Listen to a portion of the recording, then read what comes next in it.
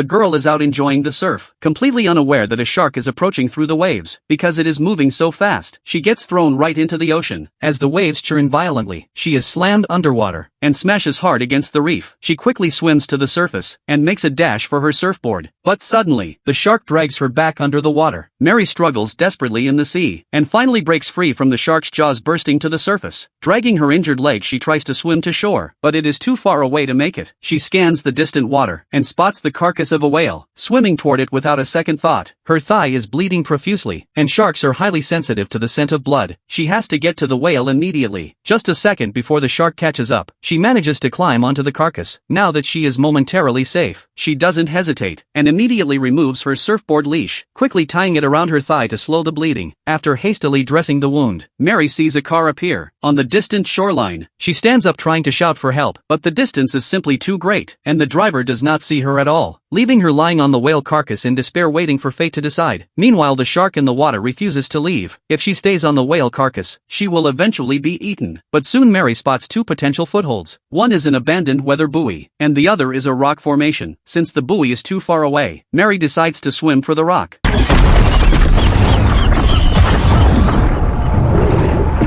The shark is hot on her heels, as Mary swims for her life toward the rock. Just as she climbs up, she accidentally steps on sharp coral. Mary endures the searing pain to crawl onto the reef. Once she gets a chance to catch her breath, Mary fights the pain to stand up, and realizes she is less than 100 meters from shore. But even at such a short distance, Mary still lacks the courage to swim across. She lies on the rock in total despair, while the wound on her leg stings intensely. Irritated by the salt water, Mary checks her injury, and sees it is still bleeding continuously, so she takes off her earrings and necklace, and begins to stitch up the wound herself.